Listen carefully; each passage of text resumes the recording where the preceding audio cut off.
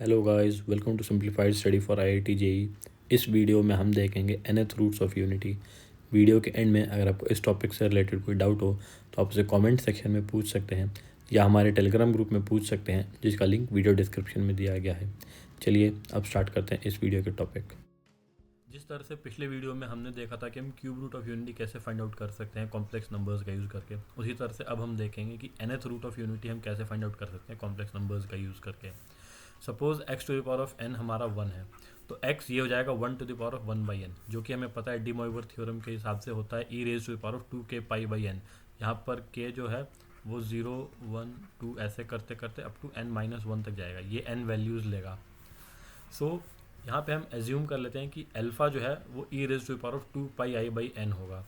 तो फिर जो nth रूट्स ऑफ यूनिटी होंगे वो होंगे 1 alpha, alpha square, alpha cube up to alpha to the power of n-1, क्योंकि ये जो k जो है ये 0 से लेके n-1 तक जाएगा और अल्फ़ा के साथ मल्टीप्लाई होता जाएगा। जैसा कि हम देख सकते हैं कि ये सारे टर्म्स जो हैं वो जीपी में होंगे और इनका कॉमन रेशियो जो रहेगा वो अल्फ़ा होगा, e raise to the power of 2 पाई/n। अब हम nth रूट्स ऑफ यूनिटी की कुछ प्रॉपर्टीज़ देख लेते हैं। सबसे पहली प्रॉपर्टी है कि अगर n हमारा ऑड है तो फिर सिर्फ एक ही रियल रूट होगा +1।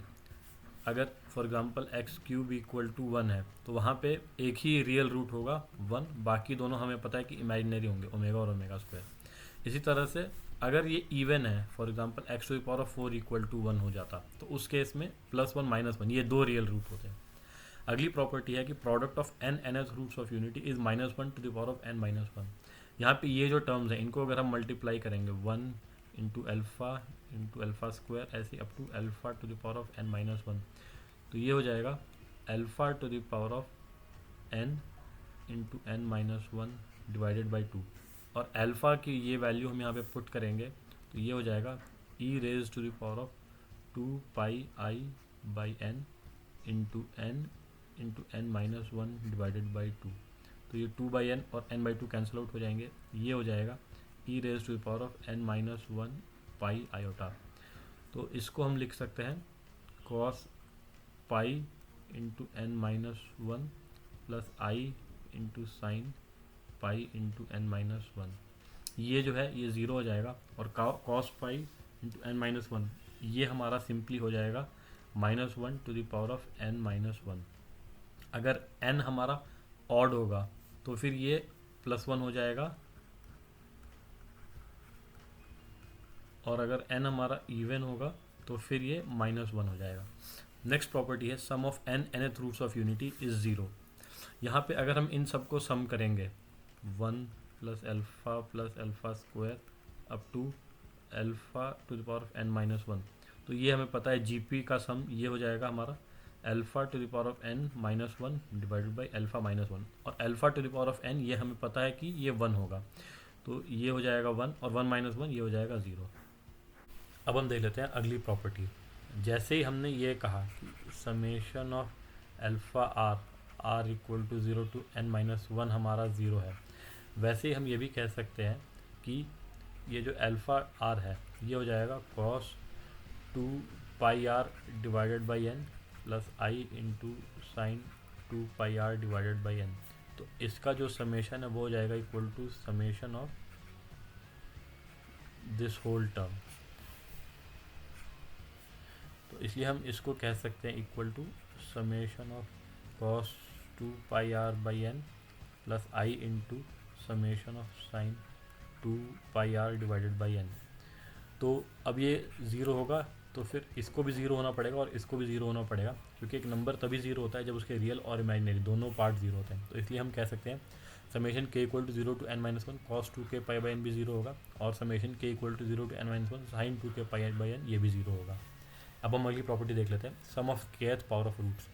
यहाँ पे अगर हमें इस तरह की समेशन की वैल्यू फाइंड आउट करनी है 1 to the power of k plus alpha to the power of k इस तरह से up to alpha to the power of n-1 into k, तो यहाँ पे हम देख सकते हैं कि जो जीपी है उसका common ratio alpha to the power of k है, जो कॉमन रेशियो हमारा आ रहा है।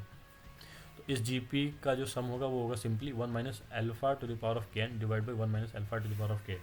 यहाँ पे दो केस बनेंगे, पहला तो ये कि k जो है वो इंटीग्रल मल्टीपल ऑफ n नहीं है। इंटीग्रल मल्टीपल क्या हुआ 2n 3n इस तरह का जो नंबर है वो कहलाएगा इंटीग्रल मल्टीपल ऑफ एन, मतलब n multiplied by n integer. दूसरा जो है वो होगा कि के जो होता है वो it is an integral multiple of n. अगर के इंटीग्रल मल्टीपल नहीं होता है तो ये जो हमारा नंबर है alpha to the power of k, ये 1 के इक्वल नहीं हो सकता है। तो उस केस में 1 minus alpha to the power of k, इसको हम लिखेंगे 1 minus alpha to the power of n to the power of k. ये alpha to the power of n हमें पता है 1 होगा, तो 1 माइनस 1 ये हो जाएगा हमारा सिंपली 0। तो इस केस में आंसर होगा 0। और अगर ये इंटीग्रल मल्टीपल ऑफ एन होता है तो उस केस में जैसे जैसे के टेंड्स टू ये 2n 3n जो कुछ भी रहेगा, वैसे वैसे ये जो नंबर है ये 0/0 की तरफ टेंड करेगा, जो कि हमारा इनडिटर्मिनेट फॉर्म हो रहा है। तो यहाँ पे हम लिमिट्स का कॉन्सेप्ट लगाएंगे L Hôpital rule. L Hôpital rule के अकॉर्डिंग अगर इस तरह का एक इनडिटर्मिनेट फॉर्म बन रहा होता है, जब वेरिएबल किसी फिक्स क्वांटिटी को टेंड करता है, तो वहाँ पे हम न्यूमरेटर और डिनोमिनेटर दोनों को डिफ्रेंशिएट करते हैं। तो इस केस में हम जब न्यूमरेटर को डिफ्रेंशिएट करेंगे तो हमें मिलेगा n into alpha to the power of k n into log alpha. Of course एक माइनस साइन रहेगा क्योंकि ये नेगेटिव है, और डिनोमिनेटर में रहेगा minus alpha to the power of k into log alpha. तो ये कैंसिल आउट हो जाएगा, alpha to the power of k ये भी 1 हो जाएगा और ये भी 1 हो जाएगा, और ये नेगेटिव साइन कैंसिल हो जाएंगे, तो ये आ जाएगा n। तो अगर ये इंटीग्रल मल्टीपल ऑफ n है तो ये हो जाएगा इक्वल टू n, अगर नहीं है तो ये हो जाएगा 0। नेक्स्ट प्रॉपर्टी हम देख लेते हैं। हम x to the power of n minus 1 इसको इसके फैक्टर्स के टर्म्स में भी रिप्रेजेंट कर सकते हैं, x minus 1 into x minus alpha into x minus alpha square, इस तरह से up to x minus alpha to the power of n minus 1। और इसके बेसिस पे हम ये भी कह सकते हैं कि x to the power of n minus 1 divide by x minus 1 ये हो जाएगा इक्वल टू हमारा x minus alpha into x minus alpha square, और इस तरह से up to x minus alpha to the power of n minus 1। तो अगर हमने यहाँ पे अगेन लेफ़्ट और राइट हैंड साइड पे x की कोई वैल्यू रखी तो हमें इस तरह के नंबर की वैल्यू मिल सकती है जो यहाँ पे बनेगा। फॉर एग्जांपल अगर हमारा x इक्वल टू 1 होता है तो न्यूमरेटर डिनोमिनेटर अगेन 0/0 के फॉर्म में आएगा, इनडिटर्मिनेट फॉर्म होगा। तो हम 1 minus alpha square up to 1 minus alpha to the power of n minus 1 find out करने के लिए अगेन यही सेम एल हॉपिटल रूल लगाएंगे, और उसके हिसाब से हमने न्यूमरेटर को डिफ्रेंशिएट किया तो ये हो जाएगा n into x to power of n minus 1, और डिनोमिनेटर हमारा हो जाएगा 1, और x to power of n minus 1 ये 1 हो जाएगा हमारा, तो ये होगा n। सिमिलरली हम x की कोई भी वैल्यू डाल के इस तरह के टर्म की वैल्यू फाइंड आउट कर सकते हैं, 2 माइनस अल्फ़ा 3 माइनस अल्फ़ा, ऐसे कोई भी वैल्यू। इसी तरह से अगर हम x इक्वल टू माइनस 1 डालते हैं तो यहाँ पे ये जो टर्म बनेगा minus 1 to the power of n minus 1 divided by minus 1, तो और ये हो जाएगा equal to minus 1 minus alpha into minus 1 minus alpha square, और इसी तरह से up to minus 1 minus alpha to the power of n minus 1। So यहाँ पे अगर हमारा n इवन नंबर होता है तो ये minus 1 to the power of n even number ये हो जाएगा +1, तो 1 माइनस 1 ये हो जाएगा 0। और n अगर हमारा ऑड नंबर होता है तो ये हो जाएगा -2 divide by -2 equal to 1। n और इवन और n ऑड इन दोनों केसेस में हमें अलग अलग वैल्यूज़ मिलेंगी यहाँ पे। नेक्स्ट प्रॉपर्टी हम देख लेते हैं। The nth roots of unity lie on the vertices of a regular n-sided polygon inscribed in a circle of 1 unit radius and center at origin। यहाँ पे हमने अभी देखा कि अल्फ़ा जो है वो है हमारा e raised to the power of 2 pi I by n, और alpha to the power of k ये हो जाएगा 2 k pi I by n। तो यहाँ पे हम इस कॉम्प्लेक्स नंबर को देखें तो इसका मॉड ऑफ अल्फ़ा वो हमारा 1 आ रहा है, और इसका जो आर्ग्यूमेंट है थीटा वो आ रहा है हमारा 2k पाई बाई n। तो ये धीरे धीरे जैसे जैसे k इंक्रीज़ होगा ये हमारा थीटा भी इंक्रीज़ होगा।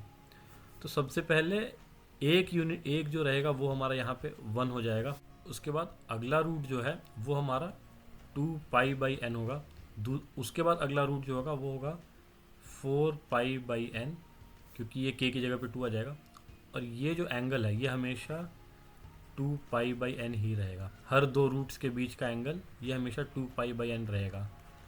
और ये ऐसे करते करते पूरा 2 पाई का सर्कल कवर कर लेंगे। तो इसलिए वो एक रेगुलर n साइडेड पॉलीगन बनाएंगे और उसका 1 यूनिट रेडियस होगा, क्योंकि ये सेंटर से हमेशा 1 यूनिट के डिस्टेंस पे है, क्योंकि आप मॉड्यूलस 1 है सारे रूट्स का। नेक्स्ट प्रॉपर्टी हम देख लेते हैं, number of common roots of the equations x to the power of p equal to 1 and x to the power of q equal to 1 will be equal to HCF of p and q। Suppose हमें find out करना है x to the power of 24 equal to 1 और x to the power of 16 equal to 1, इन दोनों में common roots कितने होंगे? तो वो होंगे 24 और 16, इन दोनों का जो HCF है, और इन दोनों का HCF हो जाएगा हमारा 8। तो 8 कॉमन रूट्स होंगे इन दोनों इक्वेशंस के। नेक्स्ट प्रॉपर्टी हम देख लेते हैं, alpha k and alpha n minus k are conjugate to each other. ऐसा इसलिए होगा क्योंकि ये जो अल्फा के है इसको हम जब लिखेंगे e raise to the power of 2 pi i by n into k, और अल्फा n माइनस के जो है इसको हम लिखेंगे e raise to the power of 2 pi i by n into n minus k.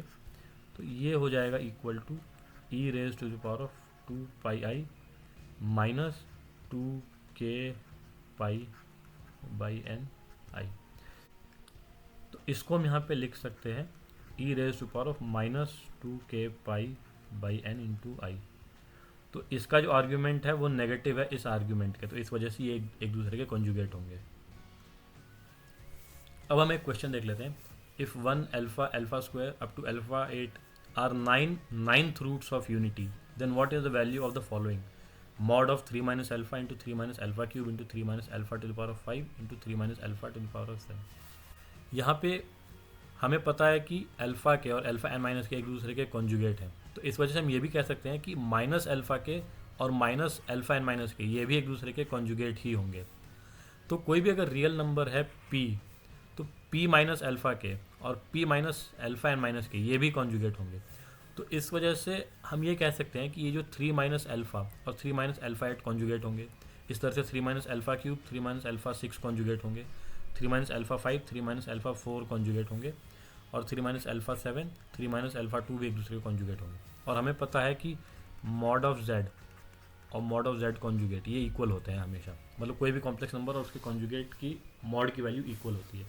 तो इस वजह से हम कह सकते हैं कि ये जो मॉड होंगे इन दोनों के ये भी हर जगह पे इक्वल होते जाएंगे। तो इस वजह से हमें ये जो फाइंड आउट करने को दिया गया है mod 3 minus alpha into 3 minus alpha cube into 3 minus alpha 5 और 3 माइनस अल्फ़ा 7, इसको हम एक्चुअली में लिख सकते हैं 3 माइनस अल्फ़ा और 3 minus alpha 8, 3 minus alpha square 3 minus alpha 7, 3 minus alpha cube 3 minus alpha 6, 3 minus alpha 4 और 3 माइनस अल्फ़ा 5, इनका प्रोडक्ट और फिर उसका ओवरऑल स्क्वायर रूट, क्योंकि ये टर्म्स 2 बार आ गए तो एक बार हम स्क्वायर रूट ले लेंगे। और अभी हमने देखा था कि इस तरह का जो टर्म है x माइनस अल्फ़ा स्क्वायर ऐसे ही up to x minus alpha to the power of n minus 1, इसको हम सिंपली लिख सकते हैं x to the power of n minus 1 divided by x minus 1। तो यहाँ पे x जो है वो हमारा 3 है और n जो है वो हमारा 9 है, तो हम इसको सिंपली लिख सकते हैं 3 to the power of 9 minus 1 divided by 2। तो ये जो टर्म है ये हो गया इतना। तो ये जो हमें फाइंड आउट करना था इस क्वेश्चन में वो हो जाएगा 3 to the power of 9 minus 1 divide by 2 इसका स्क्वायर रूट। तो इस क्वेश्चन का आंसर होगा 3 to the power of 9 minus 1 by 2 का स्क्वायर रूट। अब एक और क्वेश्चन हम देख लेते हैं, if z r represents 50 roots of the equation r equal to 0 to 50 z to the power of r equal to 0, then what is the value of 1 by z to the power of r minus 1 r equal to 1 to 50। यहाँ पे हम इसको लिख लेते हैं 1 plus z square up to z to the power of 50 equal to z minus z1 into z minus z2 ऐसे ही up to z minus z50। ये जो 50 रूट्स हैं z r रिप्रेजेंट कर रहा है, इस फॉर्म में हमने इसको लिख दिया। अब हम क्या करेंगे, दोनों तरफ log लेके डिफ्रेंशिएट करेंगे। तो log of 1 plus z square इसी तरह से up to z to the power of 50, इसको हम लिख सकते हैं log of z minus z1 into z minus z2 इस तरह से up to z minus z50। और log की प्रॉपर्टी हमें पता है कि होती है log of z minus z1 plus log of z minus z2 और इसी तरह से up to log of z minus z50। और अब हम दोनों तरफ डिफ्रेंशिएट करेंगे तो हम लिख सकते हैं 1 पहले न्यू ये जो डिफ्रेंशिएट होगा अंदर का फंक्शन 1 प्लस 2z प्लस इसी तरह से 50z to the power of 49 divided by 1 plus z square plus up to z to the power of 50। ये हो जाएगा equal to 1 by z minus z1 plus 1 by z minus z2 इसी तरह से up to 1 by z minus z50। अब इस equation को इस फॉर्म में लाने के लिए यहाँ पे हमारे पास z1 z2 ये सब आ चुका है, हमें बस z यहाँ पे 1 पुट करना होगा। तो z हम डालेंगे 1 left hand side right hand side दोनों तरफ, तो ये हो जाएगा 1 प्लस 2 प्लस 3 इसी तरह से up to 50 divided by 1 plus 1 plus 1, ये 51 टाइम्स हो जाएगा क्योंकि यहाँ पे z to the power of 0 से लेकर z to the power 51 terms है, तो ये 51 टाइम्स आ जाएगा टोटल। और ये हो जाएगा equal to 1 by 1 minus z1 plus 1 by 1 minus z2 और इसी तरह से up to 1 by 1 minus z50। तो यहाँ पे हम लेफ्ट हैंड साइड को लिख सकते हैं 50 into 51 divided by 2 divided by 51, क्योंकि ये sum of n natural numbers है तो n into n plus 1 divide by 2 होता है। तो ये हो गया हमारा equal to 25 equal to summation 1 by 1 minus z r equal to 1 to 50।